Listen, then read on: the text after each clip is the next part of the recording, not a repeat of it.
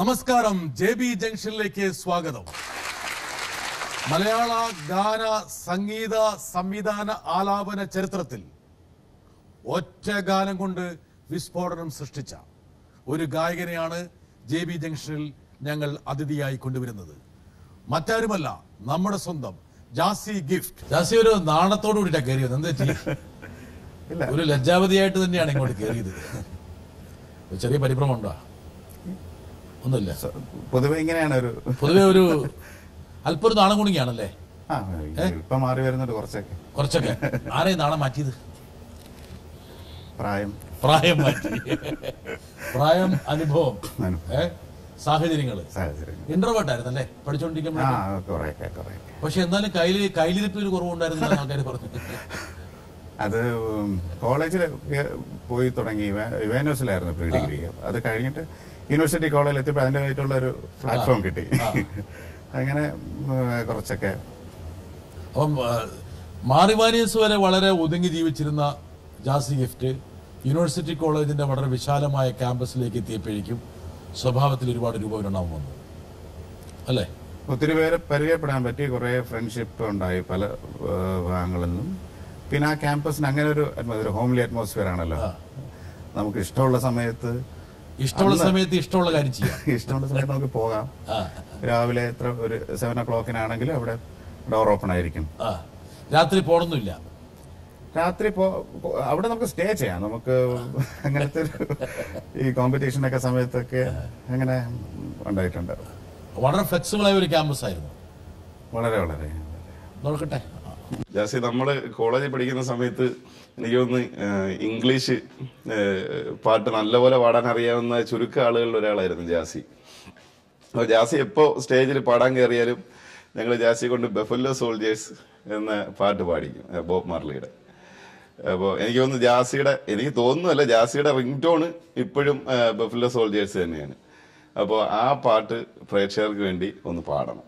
പിന്നെ രണ്ടാവശ്യങ്ങളുണ്ട്. രണ്ടാമത്തെ ആവശ്യം, മുമ്പ് നമ്മൾ കോളേജിലെ ക്യാൻറ്റീനിലെ നമ്മുടെ ആ നടുക്കുള്ള ക്യാൻറ്റീൻ്റെ അവിടെ നിന്ന് ചായ കുടിച്ചുകൊണ്ട് നിന്നപ്പോൾ നമ്മുടെ കൂട്ടുകാരൻ ബിനോയ് പിക്ക് ജാസി മിഷൻ ഇമ്പോസിബിൾ സിനിമയുടെ കഥ പറഞ്ഞു കൊടുത്ത് എനിക്ക് ഓർമ്മയുണ്ട്. ആ കഥ ഓർമ്മയുണ്ടെങ്കിൽ ഒന്ന് പറയണം. അത് കഥയല്ല, സാബുവാണ് ആദ്യമായിട്ട് എന്നെ ഒരു മ്യൂസിക് ചെയ്യണമെന്ന് പറഞ്ഞ ആദ്യ വ്യക്തി സാബുവാണ്. സാബുവിന്റെ കെയർ ഓഫിലാണ് യഥാർത്ഥത്തിൽ ആദ്യമായിട്ട് ഒരു ആൽബം ചെയ്യാനുള്ളൊരു അവസരം കിട്ടി. ആദ്യമായിട്ട് ഒരു മ്യൂസിക് കമ്പോസിങ് ചെയ്യണമെന്ന് ആദ്യമായിട്ട് എന്നോട് പറയുന്നത് സാബുവാണ്. അങ്ങനെയാണ് ആദ്യമായിട്ട് ഒരു ആൽബം ചെയ്യുന്നതും. പിന്നെ ആ സമയത്ത് തന്നെ യൂണിവേഴ്സിറ്റി കോളേജിൽ ഒത്തിരി കലാപ്രവർത്തനങ്ങളുടെ ഒരു സ്റ്റാർട്ടിങ് പീരീഡ് ആയിരുന്നു. നമ്മുടെ സാബു ആ സമയത്ത് അദ്ദേഹത്തിന്റെ ഷോയിൽ വളരെ ഫേമസ് ആയിരുന്നു. പിന്നെ ഞങ്ങൾ ഒരുമിച്ച് സൗത്ത് സോൺ യൂത്ത് ഫെസ്റ്റിവല് ആ സമയത്തായിരുന്നു ബാലഭാസ്കർ, ഷാൻ ഇവരുടെയൊക്കെ കൺഫ്യൂഷൻ എന്നുള്ള ബാൻഡ് സ്റ്റാർട്ട് ചെയ്യുന്നത്. എനിക്ക് കേരളത്തിലെ ആദ്യത്തെ ബാൻഡുകൾ വന്നു. അങ്ങനെ ഒരു മൾട്ടിപ്പിൾ ആയിട്ടുള്ള കുറെ പ്രവർത്തനങ്ങളുടെ ഒരുപാട് പ്രതിഭകൾ ആ സമയത്ത് അവിടെ ഉണ്ടായിരുന്നു. അപ്പം സാബു പറയുന്ന രണ്ട് കാര്യങ്ങളാണ്. ഒന്ന്, മിഷൻ ഇമ്പോസിബിളിന്റെ കഥ. അതെന്തെങ്കിലും തമാശയാണ് അതിനകത്തുള്ളത്? അതെ, മിഷൻ അല്ല, അത് മെഷീൻ ഇമ്പോസിബിൾ. ഒരു മെഷീൻ വാങ്ങിക്കാൻ പറ്റാത്ത തയ്യൽ മെഷീൻ. ആ സമയത്ത് നമ്മൾ ചളു അങ്ങനെ അത് പറ്റാത്തൊരു കുടുംബത്തിന്റെ സ്റ്റോറി എന്ന് പറഞ്ഞ് നമ്മുടെ ബിനോയ് പിയോട് പറഞ്ഞിട്ട് അവനത് വിശ്വസിച്ചു എന്നുള്ളതാണ് അതിൽ ഏറ്റവും നമ്മുടെ ചിരിക്കാൻ പറ്റുന്ന ഒരു മെഷീൻ ഇമ്പോസിബിൾ. തയ്യൽ മെഷീൻ വാങ്ങിക്കാൻ പറ്റാത്തൊരു കുടുംബത്തിന്റെ കഥ. അത് അങ്ങനെ ജാസി ഒരു കഥയുണ്ടാക്കി പറഞ്ഞു പെട്ടെന്ന്. കാര്യം ബിനോയ് പി ഇംഗ്ലീഷ് സിനിമ കാണാത്തൊരു വ്യക്തിയായിരുന്നു. അപ്പോഴത്തേക്ക് പെട്ടെന്ന് ഇങ്ങനെ ഇരുന്നപ്പോഴത്തേക്ക് ഈ കഥ അവനങ്ങ് ഇഷ്ടപ്പെട്ടു. അപ്പൊ പുള്ളി ചോദിച്ചു, ഇംഗ്ലീഷിലും ഇങ്ങനെയൊക്കെ തീം വരാറുണ്ടോ എന്നൊക്കെ പറഞ്ഞു. അങ്ങനെയായിരുന്നു. അത് സാബ് കുറെ സ്ഥലത്ത് പറയുന്നൊരു സംഭവമായിരുന്നു. ഈ ജാസിയിലെ ഗായകനെ ഒരുപക്ഷെ സാബുവെ പോലുള്ള ആൾക്കാർ തിരിച്ചറിയുന്നത് ഈ ബഫല്ലോ സോൾജേഴ്സിലൂടെയാണ്. ആ ഒരു പാട്ടാണ് അവരുടെ മനസ്സിൽ ഇപ്പോഴും മായ നിൽക്കുന്നത്. നമുക്ക് ആ ഒരു പാട്ടിൽ നമുക്ക് തുടങ്ങാം. Buffalo soldier, Delac Rasta. It was a buffalo soldier in the heart of America, stolen from Africa, brought to America. It was the fighting on arrival, fighting was survival. If you know your history, you would know where you're coming from. Then you wouldn't have to ask me, who the hell do they think I am? And that's the Buffalo Soldier, ain't the war for America. ആ കാലഘട്ടത്തിൽ അതിന് മുമ്പ് തന്നെ ഇതുപോലുള്ള ഒരുപാട് പാട്ടുകൾ നമ്മുടെ ആ കാലഘട്ടത്തിലെ പിള്ളേർ പാടിക്കൊണ്ടിരുന്നു. അതെ അതെ, എനിക്ക് തോന്നുന്നു by the rivers of Babylon ഭയങ്കര ഫേമസ് ആയിട്ടുള്ള ഉള്ളത്. അതിന്റെ എനിക്ക് തോന്നുന്നു പിന്നീട് ജാസിയുടെ കാലത്തായപ്പോഴേക്കും ഇതൊക്കെ അവസാനിച്ചു എന്ന് എനിക്ക് ഞാൻ വിചാരിച്ചു. എനിക്ക് ആ സമയത്ത് ഞങ്ങൾ ഷോസിൽ ഈ പാട്ട് പാടായിരുന്നു. പ്രത്യേകിച്ച് ഇതിനൊരു റിതമിക് ഒരു എഫക്ട് ഉള്ളത് കാരണം ഞങ്ങൾ ഷോസിൽ ഇത് by the rivers of Babylon പാടുവോ? അതെനിക്ക് ഫുള്ള് ലിറിക്സ് അറിയില്ല. ലിറിക്സ് അറിയാതെ പാടുന്നത് ഇംഗ്ലീഷ് അറിഞ്ഞുകൂടെങ്കിലും നമുക്കൊരു തെറ്റായിട്ട് വന്നാൽ. പക്ഷെ എല്ലാരും വിചാരിക്കണം ജാസിക്ക് ഇംഗ്ലീഷ് മാത്രമേ അറിയുള്ളൂ ആ കാലഘട്ടത്തിൽ. മലയാളം അറിയില്ലാത്ത ആൾക്കാർ. ഞാൻ കുറെ നാൾ, ഒരു 8 വർഷത്തോളം ഒരു വെസ്റ്റേൺ ബാൻഡിൽ വർക്ക് ചെയ്യായിരുന്നു. ട്രിവാൻഡ്രത്ത് സൗത്ത് പാർക്കിലായിരുന്നു സ്റ്റാർട്ടിങ്. പിന്നെ ആ സമയത്ത് അശോക ഹോട്ടൽ, അവിടെ ഡെയിലി കോൺട്രാക്ട് ആയിട്ടാണ് യഥാർത്ഥത്തിൽ മ്യൂസിക്കിലേക്ക് പ്രാക്ടിക്കലായിട്ട് വരുന്നത്. ഞാൻ ആ സമയം നമുക്ക് ഈ കോളേജിൽ അല്പം ഈ പറഞ്ഞ പോലെ താട്ടുമുട്ട തരികടയൊക്കെ ആയി, കുറച്ച് ഫേമസ് ആയി, ഈ പറഞ്ഞ ധൈര്യം സംഭരിച്ച് സ്റ്റേജുകളിലേക്ക് വന്നു, പാട്ടുകൾ ആരംഭിച്ചു, കമ്പനിയായി, സൗഹൃദങ്ങളായി. അതിന് ശേഷമുള്ള ഹോട്ടലിലേക്ക് പയ്യെ പാറുന്നു. ഹോട്ടൽ പാട്ടുകളൊക്കെ ഞാൻ എംഫിൽ പഠിച്ചുകൊണ്ടിരുന്നപ്പോഴത്തേക്ക് ഞാൻ ബാൻഡായിട്ട് തുടങ്ങി. എൻ്റെ ഒരു അങ്കിളുണ്ട് എഡ്വിൻ, അദ്ദേഹമാണ് ആദ്യമായിട്ട് ബാൻഡിലേക്ക് വിളിക്കുന്നത്. ഞാൻ ആ സമയം ഞാൻ ഒരു കീബോർഡിസ്റ്റ് ആയിട്ടാണ് ബാൻഡിൽ കയറിയത്. അപ്പോഴത്തേക്ക് കുറച്ച് നാൾ അവിടെ റെഗുലർ ആയിട്ടാണ് എല്ലാ ദിവസവും പ്ലേ ചെയ്യണം. ട്യൂസ്ഡേസ് മാത്രം ഓഫാണ്. ദിവസവും പ്ലേ പഠിച്ചുകൊണ്ടിരിക്കുമ്പോൾ ഒരു വരുമാന മാർഗമാണ് ഈ പറഞ്ഞ ഹോട്ടലിലെ പാട്ടല്ലേ? അന്ന് ഒരുപക്ഷെ ആ കാലഘട്ടത്തിൽ കുട്ടികൾക്ക് ഇതുപോലൊരു അവസരം കിട്ടുക എന്നുള്ള ചെറിയ കാര്യമല്ല. ഒരുപാട് പൈസ കിട്ടിയ വളരെ ത്രിൽഡ് ആയിരുന്നു. പൈസയുടെ കാര്യം ഒരു വശത്തുണ്ടെങ്കിലും ഒത്തിരി പാട്ടുകൾ, ആ സമയം പാട്ടിനോട് ഭയങ്കര ഒരു ക്രൈസ് ഉണ്ടായിരുന്നു. ഇന്നത്തെക്കാട്ടിലും ഭയങ്കരമായിട്ടൊരു ക്രൈസ് പാട്ടുകളോട് ഉണ്ടായിരുന്നു. ഒത്തിരി കാസറ്റുകൾ വാങ്ങിച്ച് കേൾക്കും. അതുപോലെ തന്നെ എയറിന്റെ പാട്ടുകളൊക്കെ ആദ്യം അന്ന് കാസറ്റ് ആയിരുന്നു, CD യെക്കാളും കൂടുതൽ കാസറ്റ്. അങ്ങനെ ഒത്തിരി പാട്ടുമായിട്ട് ഭയങ്കര ഒരു ഇഷ്ടം ഉണ്ടായിരുന്നു. അപ്പൊ ഡെയിലി പാട്ട് പ്രാക്ടീസ് ചെയ്യാൻ പറ്റും, അതുപോലെ പ്രസന്റ് ചെയ്യാൻ പറ്റും. വെളിയിൽ ആൾക്കാർ നമ്മൾ പാടുമ്പോഴത്തേക്ക് കൈയടിക്കുന്നതൊക്കെ ആദ്യമായിട്ട് കേൾക്കുമ്പോഴത്തേക്കൊക്കെ ഭയങ്കര ഉണ്ട്. പിന്നെ ഫോറിനേഴ്സ് തന്നെ ഉള്ള വേദികളിൽ പാടിയിട്ടുണ്ട്. ഈ വിദേശികളെ കൈയെടുക്കാൻ വേണ്ടി ജാസിക്ക് ഒരു അസാധ്യ വിദ്യ ഉണ്ടായിരുന്നു. എന്താ അവരെ കയ്യിലെടുക്കാൻ കാരണം? അവരുടെ ആക്സെന്റ് ആണോ? ആക്സെന്റ് അവർക്ക് യഥാർത്ഥത്തിൽ ഈ ടൈപ്പ് റെഗെ ഭയങ്കര ഇഷ്ടമാണ്. Bob Marley. പിന്നെ അവർക്ക് ഇഷ്ടപ്പെട്ട കുറെ പാട്ടുകളുണ്ട്. നമ്മൾ ഇഷ്ടപ്പെടുന്ന മലയാളം പാട്ടുകൾ പഴയതുള്ള അവരുടെ നാട്ടിൽ നിർത്തുന്ന പാട്ടുകൾ പാടുമ്പോഴത്തേക്ക് അവർക്ക് ഭയങ്കര ഇഷ്ടമാണ്. അപ്പൊ അവര് ചിലപ്പോൾ നമുക്ക് ഒട്ടും പരിചയമില്ലാത്ത സ്റ്റൈലുകളാണ്. നമ്മള് കൺട്രി മ്യൂസിക് അങ്ങനത്തെയൊക്കെ സ്റ്റൈല് സത്യം പറയാൻ നമുക്ക് പഠിക്കാനുള്ള സോഴ്സസ് ഇല്ല. നമ്മൾ കാസറ്റ് കേട്ട് ജസ്റ്റ് അതിനോടൊരു 35-40% വരുന്ന രീതിയിൽ നമ്മൾ പെർഫോം ചെയ്ത് കാണിക്കുമ്പോഴത്തേക്ക് അവർക്ക് ഇഷ്ടപ്പെടും. പിന്നെ പഴയ പാട്ടുകളോടുള്ള ഒരു നൊസ്റ്റാൾജിയ അവർക്കും ഉണ്ട്. അതെ, തീർച്ചയായിട്ടും. അതുകൊണ്ട് അവരുടെ പഴയ പാട്ടുകൾ എന്നുള്ള നമ്പറുകളിലൂടെയാണ് അവരുടെ മനസ്സിലേക്ക് തീർച്ചയായും ആ കാലഘട്ടത്തിനെ കുറിച്ച് ഒരുപക്ഷെ പറയാൻ വേണ്ടി ഒരാൾ വരേണ്ട സമയമായി. വരട്ടെ. ജാസിയെ കുറിച്ച് പറയുമ്പോഴത്തേക്കും എനിക്ക് ആദ്യം ഓർമ്മ വരുന്നത് ലോങ് ബാക്ക് ജാസി യൂണിവേഴ്സിറ്റി കോളേജ് പഠിക്കുന്ന സമയമാണ്. നമ്മുടെ ബാൻഡ് സൗത്ത് പാർക്കിൽ പ്ലേ ചെയ്യുന്ന സമയം നമുക്ക് ന്യൂ ഇയർ പ്രോഗ്രാമിന്റെ നമ്മൾ വർക്കല പോയി അതിൽ അന്ന് റോളണ്ടിന്റെ ഒരു പുതിയ കീബോർഡ് വെച്ചിട്ട് നമ്മൾ ആ പ്രോഗ്രാം ചെയ്തു. You are very excited with Roland keyboard. ജാസിക്ക് ഇപ്പോഴും അത് ഓർമ്മയുണ്ടോ തോന്നുന്നു. Last programme came out very good. And ഒരു ചെറിയ പ്രോഗ്രാം കഴിഞ്ഞിട്ട് റെസ്റ്റോറൻറ്റുകാർ തമ്മിലൊരു ഇഷ്യൂ വന്നിട്ട് ജാസി കീബോർഡും കൊണ്ട് ഓല കൊണ്ടുണ്ടാക്കിയ മതില് ചവിട്ടി പൊളിച്ച് നമ്മൾ പുറത്തോട്ട് പോയത് ജാസിക്ക് ഓർമ്മയുണ്ടോ? ഉണ്ടെങ്കിൽ പ്രേക്ഷകരുമായിട്ട് അതൊന്ന് ഡിസ്ക്ലോസ് ചെയ്യണം. പിന്നെ ഒരു ചോദ്യം കൂടെ, ജാസിയുടെ അടുത്ത പുതിയ ഹിറ്റ് ലജ്ജാവതി പോലെ ഉള്ള ഒരു ഗാനം നമുക്കിനി പ്രേക്ഷകർക്ക് ഇപ്പം പ്രതീക്ഷിക്കാം. പിന്നെ one more request from my heart, പ്രേക്ഷകർക്കും നമുക്ക് എല്ലാവർക്കും കൂടെ വേണ്ടി ജാസിയുടെ അന്നത്തെ ആ ക്രൗഡ് പുള്ളിങ് നമ്പർ, ജാസിയുടെ മാസ്റ്റർ പീസ്, അത് എനിക്കും പ്രേക്ഷകർക്കും വേണ്ടി ഒരു 4 വരി പാടണം. ആ English song, you might know that song, you were a crowd puller and all the best Jassie. Excited ആയിരിക്കുകയാണ്. അത് യഥാർത്ഥത്തിൽ ഞങ്ങള് ന്യൂ ഇയർ ഷോ ആയിരുന്നു, ആദ്യത്തെ ന്യൂ ഇയർ ഷോ ഞങ്ങള് വർക്കല. അപ്പൊ എടുത്തോണ്ട് ഓടിയ സാധാരണ ന്യൂ ഇയർ ഷോയുടെ അവസാനം അടി ഉണ്ടായി. ബഹുമാനപ്പെട്ട ന്യൂ ഇയർ ഷോയിലെല്ലാം അടി ഉണ്ടാവും ഏതാണ്ട്. അങ്ങനെ അത് അത് രക്ഷപ്പെടാൻ വേണ്ടിയുള്ള സംഭവമായിരുന്നു. ആ സമയത്ത് കീബോർഡ് പ്ലേ ചെയ്യുന്ന മാത്രമല്ല, നമ്മുടെ കെയർ ഓഫിലാണല്ലോ കീബോർഡ് വരുന്നത്, റെന്റിനാണ്.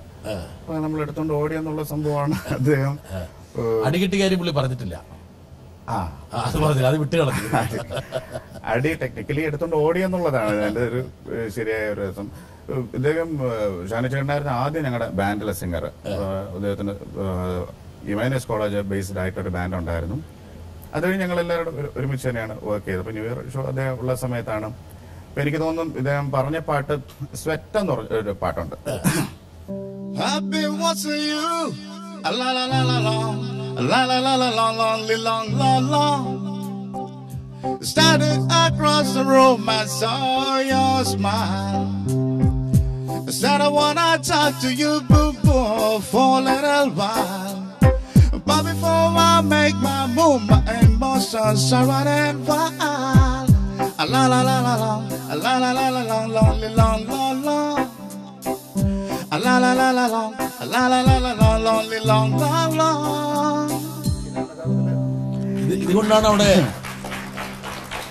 ഇത് പാടി അവിടെ താർത്തു എന്നാണ് അദ്ദേഹം പറയുന്നത്. ഇത് സത്യം പറഞ്ഞാൽ നമ്മുടെ ഒരു മോസ്റ്റ് ഫേമസ് ആയിട്ടൊരു പാട്ടായിരുന്നു ആ സമയത്ത്. ഇത് നല്ല റിതമിക്കായിട്ട് പാടുമ്പോഴത്തേക്ക് ഡാൻസിനുള്ള ഒരു സപ്പോർട്ട് ഉണ്ടായിരുന്നു.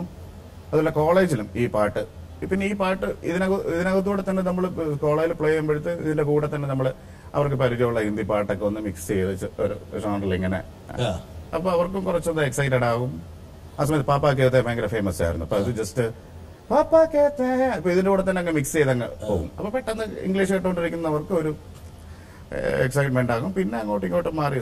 ആക്ച്വലി ലജ്ജാവതിയുടെയൊക്കെ എനിക്ക് തോന്നുന്നു ആദ്യത്തെ നമ്മുടെ ഒരു പരീക്ഷണം ഇങ്ങനെയുള്ള ന്യൂ ഇയർ പാട്ടുകളായിരുന്നു. പല പാട്ടുകളോടെ മിക്സ് ചെയ്ത് ഒരു കോക്ടെയിൽ അല്ലേ? കോക്ടെയിലായിട്ട് ഏതാണ്ട് നമുക്ക് അറിയാന്നുള്ള ഒന്ന് രണ്ട് സ്റ്റൈൽ. ഞാൻ ജാസിക്ക് പരിചയമുള്ള ഒരു വാക്കൊക്കെ പറഞ്ഞു തരുന്നത് പാട്ടിലൊരു കോക്ടെയിൽ അന്ന് പരീക്ഷിച്ചിരുന്നു അന്നുണ്ടായിരുന്നു അല്ലേ? അതെ, അത് വളരെ എഫക്റ്റീവായി. പ്രത്യേകിച്ച് ഓഡിയൻസിന് റെസ്പോൺസ് കിട്ടാൻ വേണ്ടിയായിരുന്നു കൂടുതലും. അങ്ങനെ അത് വലിയ പോസിറ്റീവ് ഒരു എഫക്റ്റ് ആയിട്ട് വന്നു.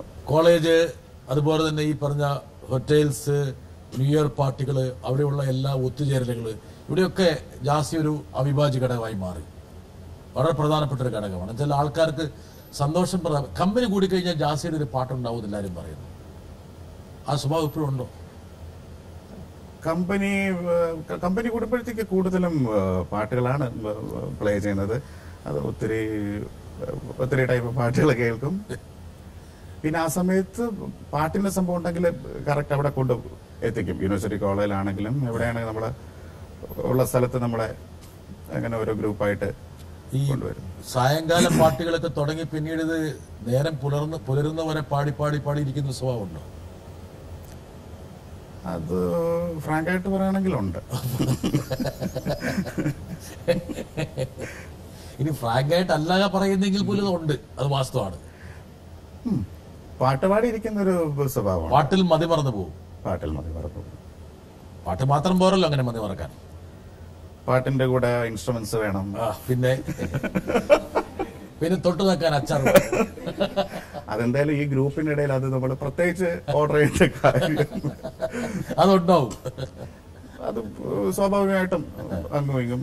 എന്തായാലും ജാസി എന്നുള്ളൊരു നാണം കുണുങ്ങി വിദ്യാർത്ഥിയിൽ നിന്ന് ജാസിയെ ഒരു ധൈര്യമുള്ള ഒരു ബോൾഡായിട്ടൊരു സിംഗറാക്കി മാറ്റാൻ ഒരുപക്ഷെ അങ്ങനെയുള്ള ഒത്തുചേരലുകൾ സഹായിച്ചു എന്ന് വേണം മനസ്സിലാക്കാൻ.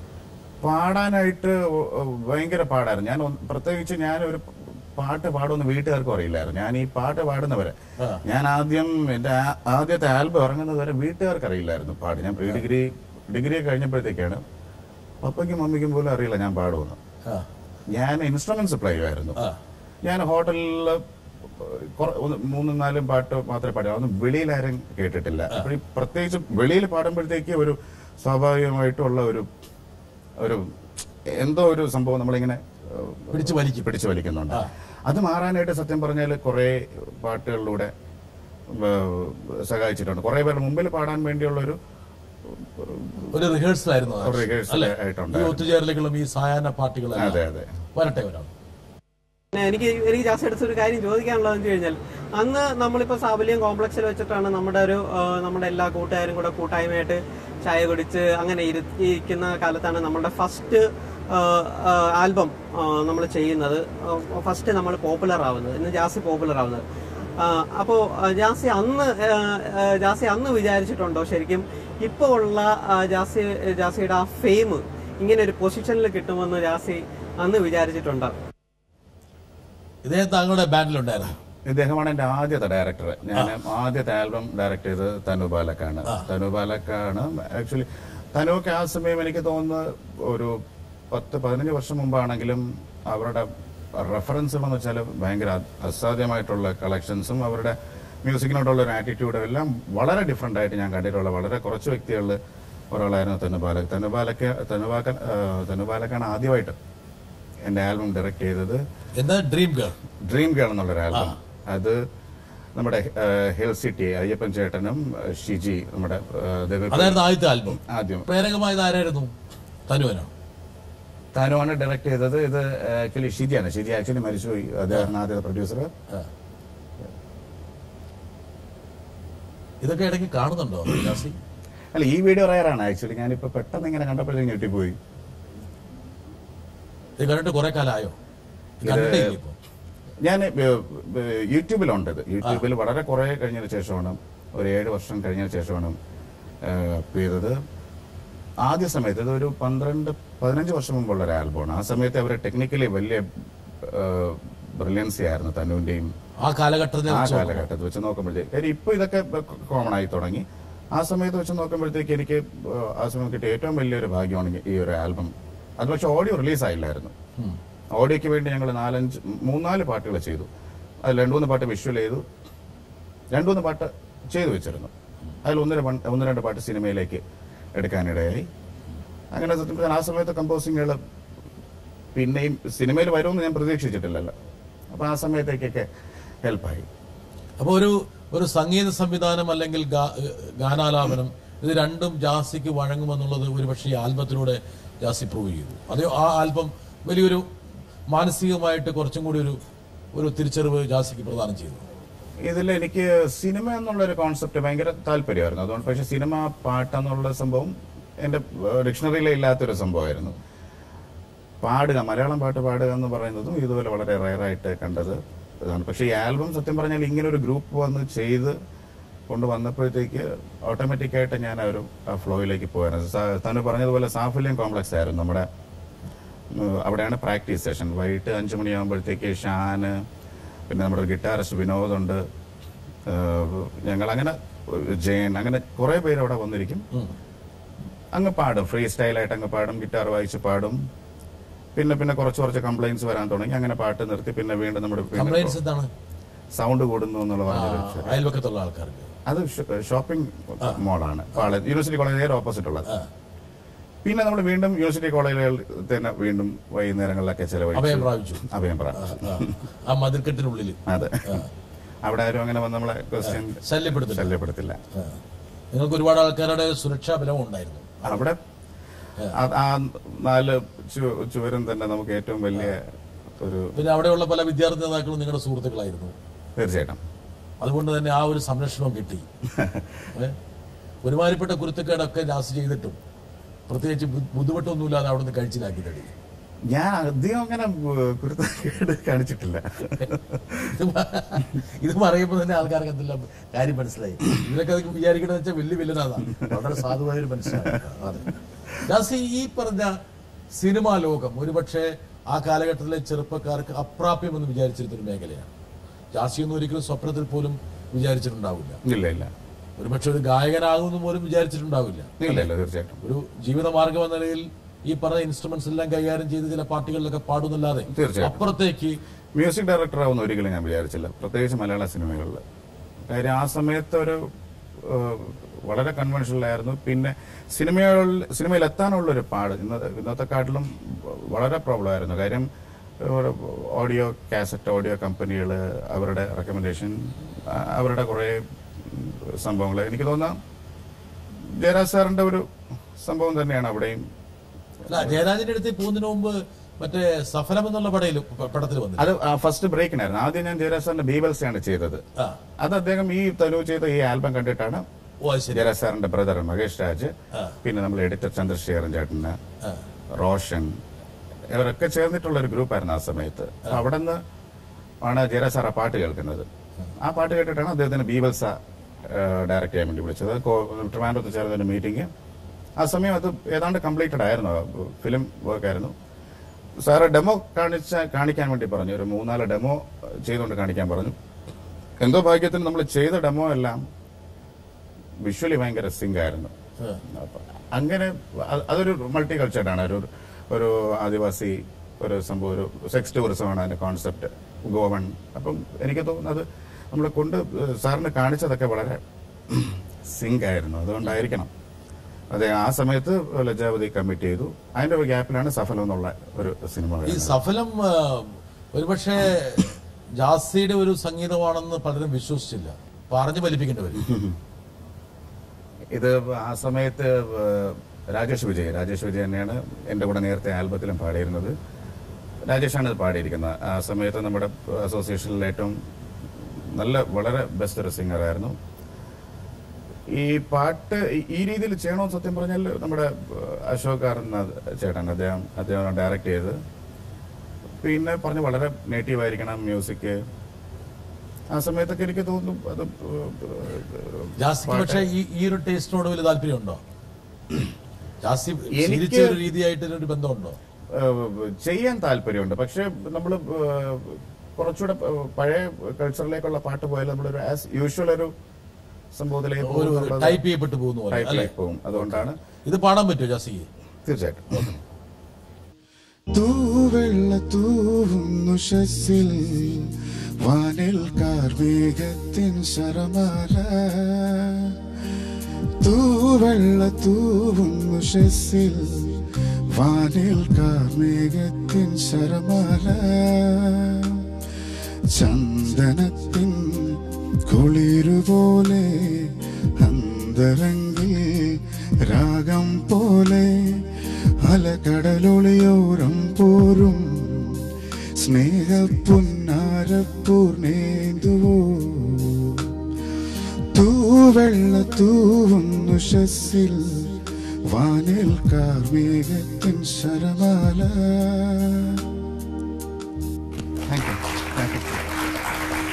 ജാസി ഒരു പക്ഷേ ലോകത്ത് അപൂർവങ്ങളിൽ അപൂർവമായിട്ട് ഒരു പാട്ട് ഇതുപോലൊരാളെ ഇങ്ങനെ പിടിച്ചു ചേർത്തു.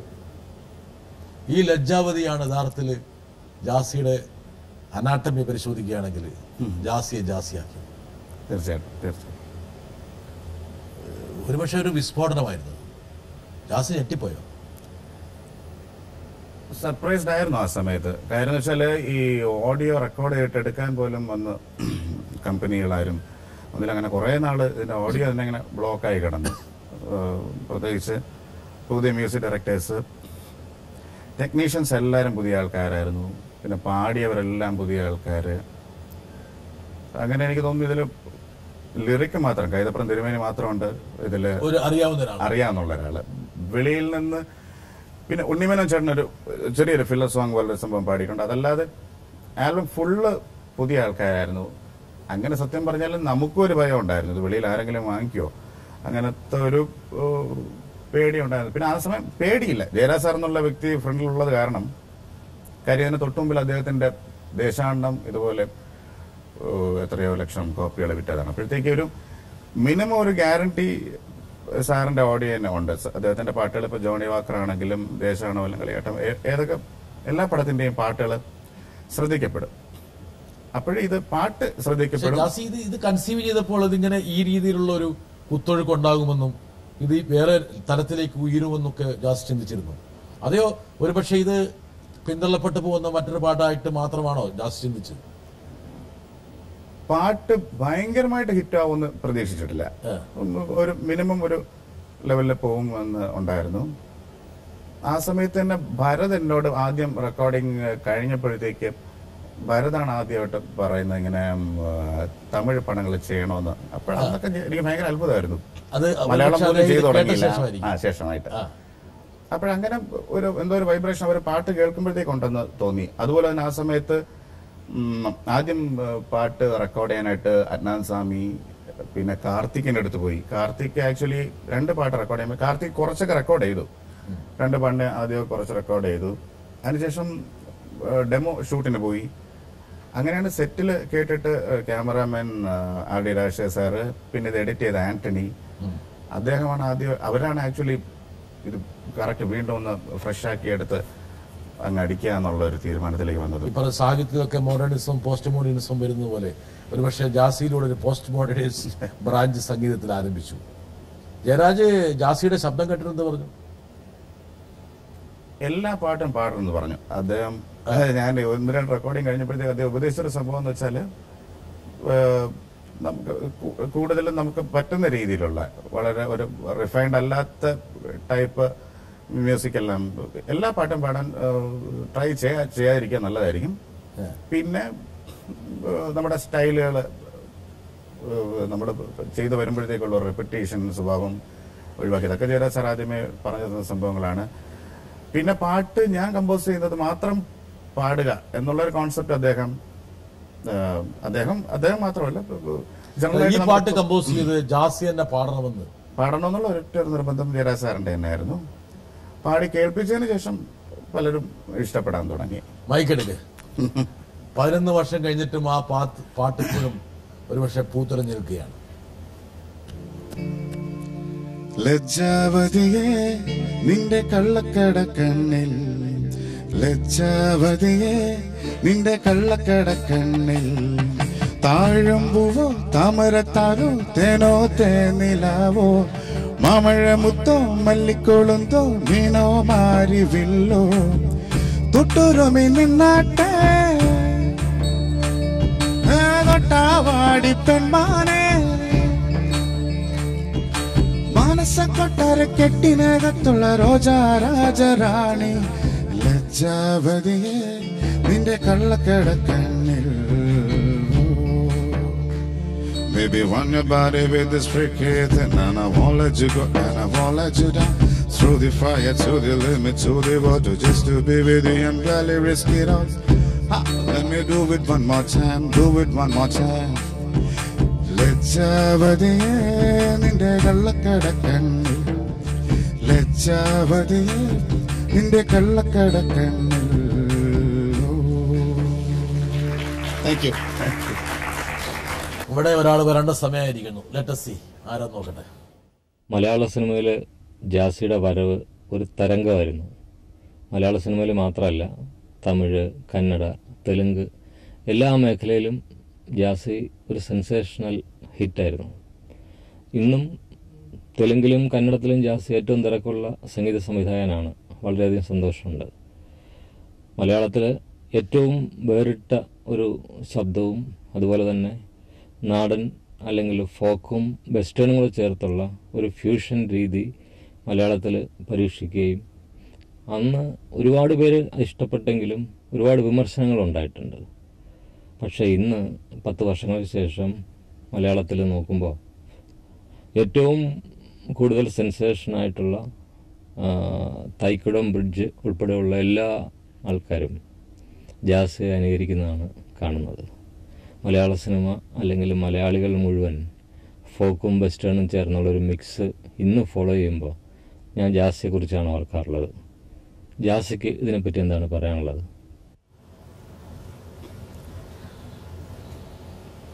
ആക്ച്വലി ഒരു 10-12 വർഷം മുമ്പ് ഇപ്പോഴത്തെ ഒരു ബാൻഡ് കൾച്ചർ സ്റ്റാർട്ട് ചെയ്തതാണ്. അന്ന് അദ്ദേഹം എനിക്ക് തോന്നുന്നു ഇത് കഴിഞ്ഞിട്ട് S5 എന്നുള്ള ബാൻഡ് വെച്ച് മാത്രം ഒരു ഫിലിം അദ്ദേഹം ചെയ്തു ഫോർദിപ്പുള്ള അടുത്ത സീരീസുകളിലൊന്ന്. അന്ന് സത്യം പറഞ്ഞാൽ ബാൻഡ് എന്നുള്ള കോൺസെപ്റ്റ് ഇല്ല. അത് വീണ്ടും 10 വർഷം എടുത്തു എന്നുള്ളതാണ് അവരുടെ ഡെവലപ്മെന്റ്. ഇപ്പോഴാണ് ആക്ച്വലി ഇപ്പോഴും ബാൻഡുകൾക്ക് അതിൻ്റെതായിട്ടുള്ളൊരു പൊസിഷനുണ്ട്. ഒത്തിരി ഇന്നോവേഷൻസ് അതിനകത്ത് നടക്കുന്നുണ്ട്. സിനിമയിൽ അപ്ലൈ ചെയ്യാൻ പറ്റുന്നുണ്ട്. ഇപ്പോഴത്തേക്ക് എനിക്ക് ഇപ്പോഴും നമ്മുടെ പുതിയ ജനറേഷൻ മൂവീസ് എന്ന് പറയുമ്പോഴത്തേക്ക് അവർ അത് ഉൾപ്പെടുത്തുന്നുണ്ട്. പക്ഷെ അദ്ദേഹത്തിന്റെ പടങ്ങൾ അത് പണ്ട് മുതലേ ഉണ്ടായിരുന്നു. 12 വർഷം മുമ്പ് നമ്മൾ നോക്കുമ്പോഴത്തേക്കും ആ പരീക്ഷണങ്ങൾക്കെല്ലാം ജയരാജ് അല്ലായിരുന്നു എങ്കിൽ മറ്റൊരു സംവിധായകനായിരുന്നെങ്കിൽ ഒരു പക്ഷേ അങ്ങനെ ഒരു സംഗീതം സ്വീകരിക്കില്ലായിരുന്നു. ഇതിൽ മറ്റൊരു സംവിധായകൻ അതിനുശേഷം വന്നിട്ടില്ലെന്നാണ് എനിക്ക് തോന്നുന്നത്. അത്ര ധൈര്യമായിട്ട് ഒരു സംഭവം ലോഞ്ച് ചെയ്യാൻ അത്രയും ഗട്ട്സ് ഉള്ള ഒരു ഡയറക്ടർ വെസ്റ്റേണൊക്കെ കൂട്ടി അതുവരെ ഉണ്ടായിരുന്ന മലയാള സിനിമ പാട്ടുകളുടെ ഭാവുകത്വത്തെ അങ്ങോട്ട് പിഴുതെറിഞ്ഞു. ഒരു പുതിയൊരു ഒരു ആലാപന ശൈലിയും രീതിയും സംഗീതവും എല്ലാം കൂട്ടിക്കുഴച്ചു? പാട്ട് കമ്പോസിങ് ടൈമിൽ തന്നെ സാറ് പറഞ്ഞൊരു പ്രധാന സംഭവം എന്ന് വെച്ചാൽ വളരെ യൂത്ത്ഫുൾ ആയിരിക്കണം. നമ്മുടെ ഇവിടെ കുറച്ചൊരു മിഡ് റേഞ്ച് പാട്ടല്ലാതെ ചെറിയൊന്ന് റേഞ്ചിൽ ഒക്കെ പോയിട്ട് പാടുന്നത് സാധാരണ തമിഴിലും തെലുങ്കിലൊക്കെ നേരത്തെ ഉണ്ടായിട്ടുണ്ട്. അപ്പോഴത്തേക്ക് മൊത്തം യൂത്ത് ഓറിയന്റഡ് ആയിരിക്കണം. അപ്പൊ എനിക്ക് തോന്നുന്ന ഒരു യൂണിവേഴ്സലായിട്ട് മ്യൂസിക്കിൽ എല്ലാവർക്കും ഇഷ്ടപ്പെടുന്ന ഒരു സംഭവം താളമാണ്. അപ്പം ഒരു റിതമിക് ബേസ്ഡ് ആയിട്ട് അതിന്റെ പുറത്ത് മെലഡി കൊണ്ടുവന്നു കഴിഞ്ഞാൽ നല്ലതായിരിക്കും എന്നൊരു കോൺസെപ്റ്റ് ഉണ്ടായിരുന്നു. അതുപോലെ തന്നെ വളരെ ഒരു എനർജി കൊണ്ടുവരാൻ താളങ്ങൾക്ക് സാധിക്കുന്നുണ്ട്. കൈതപ്രത്തിന്റെ തിരുമലയുടെ രചനയും അതിനൊരു സൂട്ടബിൾ ആയില്ലേ? വളരെ തീർച്ചയായിട്ടും ആ സംഗീതത്തിന് ചേരുന്ന രീതിയിലുള്ള ഒരു രചന. ലജ്ജാവതി എന്നുള്ള വേർഡ് സത്യം പറഞ്ഞാൽ ഞാൻ ആദ്യം മാറ്റണമെന്ന് പറഞ്ഞതാണ്. കാര്യം അദ്നാൻ സ്വാമിയൊക്കെയാണ് പാടുന്നെങ്കിൽ ലജ്ജാവതിയൊക്കെ എങ്ങനെ പാടും? സാധാരണ ചെറിയ വേർഡൊക്കെ ആണെങ്കിൽ അപ്പോഴത്തേക്കാണ് എനിക്ക് ഒരു ഡയറക്ടറിന്റെയും റൈറ്ററിന്റെയും ഒരു പൾസ് മനസ്സിലാക്കിയത്. ഇത് തന്നെ മതി, ഇത് കറക്റ്റ് ആയിരിക്കും എന്ന് പറഞ്ഞ് 10-15 മിനിറ്റിനകത്താണ് ആക്ച്വലി ലിറിക്കും എല്ലാം തീരുന്നത്. അപ്പോഴത്തേക്ക് തിരുമേനി എഴുതിയ ലിറിക്ക് കണ്ടപ്പോഴത്തേക്ക് ആക്ച്വലി ജയരാജ് സാർ സർപ്രൈസ്ഡായി, ഞങ്ങളെ സർപ്രൈസായി. കാര്യം അതിനകത്ത് എന്തൊക്കെയോ വളരെ നമുക്ക് നൊസ്റ്റാൾജിക്, ഇപ്പം നൊസ്റ്റാൾജിക് എന്ന വാക്ക് വീണ്ടും വരികയാണ്. അപ്പോൾ അത്രയും മനോഹരമായിട്ടുള്ള സംഭവം വളരെ പെട്ടെന്ന് എഴുതാൻ കഴിഞ്ഞ വരും. പക്ഷെ ജാസിയിനകത്ത് വേറൊരു സംഭവം ഞാനിപ്പോൾ എനിക്ക് ഓർമ്മയുണ്ട്. ആ കാലഘട്ടത്തിൽ ജാസിയെ ക്ഷണിക്കാത്ത ആരും ഉണ്ടാവില്ല. മഞ്ചേശ്വരം മുതൽ പാറശാല വരെ മലയാളികൾ എവിടെയുണ്ടോ അവിടെയുള്ള എല്ലാ പരിപാടികളിലും ജാസി ഒരു അവിഭാജ്യ ഘടകമായി. ജാസി എവിടെ പോകുന്നു, ഈ പാട്ട് പാടുന്നു, ഇറങ്ങുന്നു, അടുത്ത പരിപാടിക്ക് പോകുന്നു. ഏറ്റവും തിരക്കുള്ള ഒരാളായിട്ട് ജാസി മാറി അല്ലേ? ആ കാലഘട്ടത്തിൽ ഏറ്റവും തിരക്കുള്ള ഒരാളായിട്ട് ജാസി മാറി. ഒത്തിരി പരിപാടികൾ ചെയ്തിട്ടുണ്ടായിരുന്നു, പ്രത്യേകിച്ച് സ്കൂൾ കോളേജുകളൊക്കെ ഈ സമയത്ത്. പക്ഷേ ജാസി അതുവരെ ഒരു പക്ഷേ മലയാള സിനിമയുടെയും സംഗീതത്തിന്റെയും ഭാഗവാക്കായി പ്രവർത്തിച്ചിരുന്ന ഒരുപാട് ആൾക്കാരുടെ സെൻസിബിലിറ്റി അത് ഹേർട്ട് ചെയ്തു. ഒരുപാട് ആൾക്കാർ പറഞ്ഞു സംഗീതത്തെ നശിപ്പിക്കാൻ വേണ്ടി ഇറങ്ങിയിരിക്കുന്ന ഒരാളെന്ന്. ഒരുപാട് ശുദ്ധ സംഗീത ഇൻവെർട്ടർ കോമ ആൾക്കാർ നിശിതമായ വിമർശനം ഉന്നയിച്ചു. ആ വിമർശനമൊക്കെ ഓർമ്മയുണ്ടോ? കുറെയൊക്കെ ഞാൻ ആദ്യ സമയത്ത് കുറെ പാട്ടയല്ലെന്ന് പോലും ആരും പറഞ്ഞു. അതെ അതെ അതെ, ഇത് പാട്ടാണോ, ഇത് ഒരു പാട്ടയാണെന്ന് പറഞ്ഞാൽ. അതെ അതെ അതെ. പക്ഷെ ആ സമയത്ത് കുറെ റിപ്പീറ്റ് ഉണ്ടായിരുന്നു. നമ്മള് കുറെ പ്രാവശ്യം ടി വിയിലൊക്കെ വന്നപ്പോഴേക്കും ഇത് കേൾക്കാതിരിക്കാൻ പറ്റാത്തൊരവസ്ഥയായി. അങ്ങനെ കേട്ട് കേൾക്കാൻ ഇഷ്ടപ്പെടാത്ത രീതിയിൽ കേട്ടങ്ങ് പിന്നെ അങ്ങ് ഇഷ്ടപ്പെട്ടു പോയി. അങ്ങനത്തെ ഒരു സംഭവമാണ്. ഒത്തിരി റിപ്പീറ്റ് ഇങ്ങനെ വന്നപ്പോഴത്തേക്ക് ഇത് കേട്ടേ പറ്റുമെന്നുള്ളൊരവസ്ഥയായി. എതിർപ്പിന്റെ മുന ഒടിഞ്ഞു പോയി. പാട്ടിന്റെ പബ്ലിസിറ്റി കാരണം എനിക്ക് തോന്നുന്നു കുറെ പേര്. പിന്നെ എനിക്ക് തോന്നുന്നു ആ സമയത്ത് മ്യൂസിക് ക്രിറ്റിസിസം ഭയങ്കര സ്ട്രോങ് ആയിരുന്നു. ആ സമയത്ത് ഒത്തിരി ക്രിട്ടിക്സ് നെഗറ്റീവായിട്ടാണ് എഴുതുന്നത് എല്ലാവരും. എങ്കിലും ആ സമയത്ത് അറ്റാക്ക് ചെയ്യാനുള്ള കുറെ പോസിബിലിറ്റീസ് ഉണ്ട്. ആ സിനിമ തന്നെ ഒരു കണക്കിന് രക്ഷപ്പെട്ടത് ആ ജാസിയുടെ സംഗീതം കാരണം, ആ പാട്ടുകൾ കാരണമാണ് ആ സിനിമ. ഞാൻ രക്ഷപ്പെട്ടത് ജയരാജ് സാർ കാരണമാണ്. നമസ്കാരം ജാസി. നമ്മൾ 2004 ലജ്ജാവതി ചെയ്യാൻ വേണ്ടിയാണല്ലോ ആദ്യം മീറ്റ് ചെയ്തത്. അപ്പം അന്ന് ജാസിയെ ഫസ്റ്റ് മീറ്റ് ചെയ്തപ്പോൾ ഞാൻ ഗുഡ് മോർണിംഗ് സാർ എന്ന് പറഞ്ഞു. അപ്പം താങ്കൾ പറഞ്ഞു, അയ്യോ എന്നെ ഇങ്ങനെ സാറെന്നൊന്നും വിളിക്കണ്ട, ഞാനൊരു നോർമൽ മനുഷ്യനാന്ന് പറഞ്ഞു. അതിനുശേഷം നമ്മളിപ്പോൾ ഒരു 35 to 40 മൂവീസ് വർക്ക് ചെയ്തു. അപ്പം ഇത്രയും വർക്ക് ചെയ്ത് കഴിഞ്ഞിട്ടും ഇപ്പോഴും ആ ഒരു സിംപ്ലിസിറ്റി എങ്ങനെയാണ് ജാസി മെയിൻറ്റെയിൻ ചെയ്യുന്നത്? നമ്മൾ ഇത്രയും പാട്ടുകൾ ചെയ്തിട്ട് നമ്മൾ രണ്ടുപേരുടെയും ടൈപ്പിൽ എല്ലാം ഒരു റിതം ഓറിയന്റഡ് സോങ്സ് ആണല്ലോ ജാസിയുടെ. അപ്പം ഇത്രയും നമ്മൾ സോങ്സ് ചെയ്തിട്ട് ഏതാണ് ജാസിയുടെ ഫേവറേറ്റ് സോങ്? ജാസിയുടെ ഫേവറേറ്റ് സോങ് ഒന്ന്, ജാസി ഇപ്പോഴും ഹമ്പിൾ ആണെന്ന് നമ്മൾ പറയുന്നുണ്ട്. ശരിയാണ് ജാസി? മാക്സിമം ആവാൻ ശ്രമിക്കാറുണ്ട്. അല്ല, ഇനിയിപ്പോ കുറച്ചൊക്കെ ഒന്ന് മാറ്റേണ്ട ഒരു അവസ്ഥ വന്നിട്ടുണ്ടെന്ന് പലരും ഇങ്ങനെ പറയുന്നുണ്ട്. കുറച്ചുകൂടി ഒരു ഹെഡ് വെയിറ്റ് വേണം. ഹെഡ് വെയിറ്റ് അല്ല, പിന്നെ ഹെഡ് വെയിറ്റ് അല്ല ഏട്ടാ, കുറച്ചുകൂടെ ഒന്ന് ഫ്രീ ആണ്. പണ്ട് ഞാൻ ആരോടും അധികം സംസാരിക്കില്ലായിരുന്നു. കുറച്ചുകൂടെ ഒന്ന് എല്ലാവരോടും ഒരു ഫ്രീ ആവണമെന്നുള്ള ഒരു കുറച്ചുകൂടെ ഫ്രീ ആയിട്ട് പെരുമാറും. ഒന്ന് ഉൾവലിയാൻ പാടില്ല. അങ്ങനെ ആൾക്കാരെ കാണുമ്പോൾ ആളുടെ തോളിലേക്ക് ഒന്ന് കൈയിടണം, കുറച്ചുകൂടി ലോഹ്യം പറയണം, ഇടപഴകണം. അല്ലേ?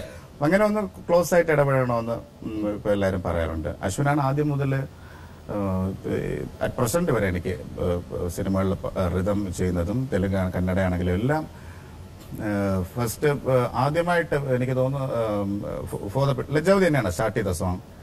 അതുമുതൽ എനിക്ക് ഒത്തിരി റിതമിക്കായിട്ടുള്ള സോങ്, ബൊമ്മ എന്നുള്ള സോങ്, ചെന്തെങ്കിലും, അങ്ങനെ കുറെ പ്രത്യേകിച്ച് ഈ വെളിയിലത്തെ പാട്ടുകളിൽ കൂടുതലും റിതമാണ് യൂസ് ചെയ്യുന്നത്. അപ്പോഴും എൻ്റെ പാട്ടുകളുടെ ഏറ്റവും വലിയൊരു ഫാക്ടറായിരുന്നു. ജാസിയുടെ ഏറ്റവും ഇഷ്ടപ്പെട്ട പാട്ട് ഏതാണ് അശ്വിൻ ചോദിക്കുന്നത്? എൻ്റെ ഏറ്റവും ഇഷ്ടപ്പെട്ട ലജ്ജാവതി തന്നെയാണ്, അതിൽ മാറ്റമില്ല. അത് മാറിയ ജാസിയില്ല. ജാസിയുടെ ആത്മാവാണ് ലജ്ജാവതി. ഇല്ല ഏട്ടാ, ലജ്ജാവതിയാണ്. ഞാൻ സ്വന്തമായിട്ട് തന്നെ കേട്ടിട്ടുണ്ട് അത് എത്രയോ പ്രാവശ്യം. എനിക്ക് അതിപ്പോഴും സർപ്രൈസ് ആണ്. ഞാൻ റെക്കോർഡ് ചെയ്തിട്ട് ഞാൻ എൻ്റെ സ്വന്തം പാട്ട് തന്നെ ഒരു 30-40 റൗണ്ട് കേട്ടത്. അത് ഞാൻ വിളിച്ചു എന്താണ് ഇതിനിങ്ങനെ എന്ന് പറഞ്ഞു. അന്ന് ചെറിയൊരു ഹെഡ്ഫോൺ ആയിരുന്നു, സോണിയുടെ ഒരു ഇതിനകത്ത്. ഞാൻ ഒറ്റ പ്രാവശ്യം ഓൺ ആക്കിയാൽ റിപ്പീറ്റ് ഇങ്ങനെ കേട്ടോണ്ടിരിക്കും. പിന്നെ ഞാൻ ഒരു കാസറ്റ് ഫുള്ള് അതങ്ങ് റെക്കോർഡ് ചെയ്തു. അങ്ങനെ അത് എനിക്ക് തന്നെ ഭയങ്കരമായിട്ട് ഇങ്ങനെ സന്തോഷം തന്നുകൊണ്ടിരിക്കുന്ന ഒരു സോങ് ആയിരുന്നു ആ സമയത്ത്. അത് എനിക്കിപ്പോഴും അപ്പൊ എനിക്ക് തോന്നി ഇങ്ങനെ ഒരു സന്തോഷം എനിക്ക് കിട്ടുകയാണെങ്കിൽ തീർച്ചയായിട്ടും വെളിയിൽ പോകുമ്പോഴത്തേക്ക് ഒരു കുറച്ച് പെർസെന്റേജ് ഹാപ്പി ആവും. അങ്ങനെ ഒരു സംഭവം വീട്ടില് പപ്പയും മമ്മി എന്ന് പറഞ്ഞു ഞെട്ടിയോ? അവരാദ്യം ഞാൻ പാടിയപ്പോഴേ അവർ ഞെട്ടി. ആദ്യത്തെ ആൽബം ഇറങ്ങിയപ്പോഴേ തന്നെ സത്യം പറഞ്ഞാൽ ട്രിവാൻഡ്രത്ത് സാധാരണ ഒരു ഫാമിലിയിൽ എല്ലാവരും ഉദ്ദേശിക്കുന്ന ഒരു ഗവൺമെന്റൽ ജോബാണ്. ഒരിക്കലും ഈ പ്രത്യേകിച്ച് ഹോട്ടലിൽ പാടുക എന്നൊക്കെ പറഞ്ഞു കഴിഞ്ഞാൽ വേറെയാണ് അന്നത്തെ കോൺസെപ്റ്റ്. അപ്പൊ സത്യം പറഞ്ഞാൽ ഞാൻ പഠിച്ചതും അതിനുവേണ്ടി തന്നെയാണ് ഞാൻ. പക്ഷെ ഇത് കഴിഞ്ഞപ്പോഴത്തേക്ക് പെട്ടെന്ന് ആ സമയം എനിക്ക് തോന്നുന്നു ഈ ടെക്കി ഫീൽഡൊക്കെ വരുന്ന സംഭവമായിരുന്നു. ഗവൺമെന്റ് ജോബ് ഒരു ചെറിയ സ്പേസ് മാറി വരുന്ന സമയമായിരുന്നു. അപ്പോഴത്തേക്ക് നോക്കിയപ്പോഴത്തേക്ക് നമുക്ക് ആക്സസിബിലിറ്റി കിട്ടുന്ന ഒരേ ഒരു ഫീൽഡ് മ്യൂസിക്കാണ്. പക്ഷെ ഇന്നത്തെ പോലെ അധികം പോസിബിലിറ്റീസ് ഇല്ല. പക്ഷെ അതിലൊന്ന് സ്റ്റക്ക് ഓൺ ചെയ്യാൻ നല്ലതായിരിക്കും പേഴ്സണലായിട്ട് എൻ്റെ മനസ്സിലുണ്ടായിരുന്നു. ഇതും അല്ലാതെ എനിക്ക് സത്യം പറഞ്ഞാൽ സിനിമ ഭയങ്കര ക്രൈസ് ആയിരുന്നു. സിനിമയിൽ ഞാൻ എങ്ങനെയെങ്കിലും വരുമെന്ന് എനിക്കൊരു ഉറപ്പുണ്ടായിരുന്നു. ഇത് പാട്ടിലായിപ്പോയി. അതാണ് എനിക്ക് ഇപ്പോഴും ഫീൽ ചെയ്ത കാര്യം. ഞാൻ ആദ്യമേ സിനിമ സെമിനാറുകൾ എങ്ങനെ വരും നായകനായിട്ട് വരുന്ന വിചാരിച്ചു. ടെക്നിക്കൽ സൈഡ് ഒളിച്ചിരുന്നവർക്കായിരുന്നു. ഞാൻ ഒത്തിരി സിനിമ സെമിനാറുകൾ പങ്കെടുക്കുന്നുണ്ടായിരുന്നു. അങ്ങനെ സിനിമ ഒരു ക്രൈസ് ആയിരുന്നു.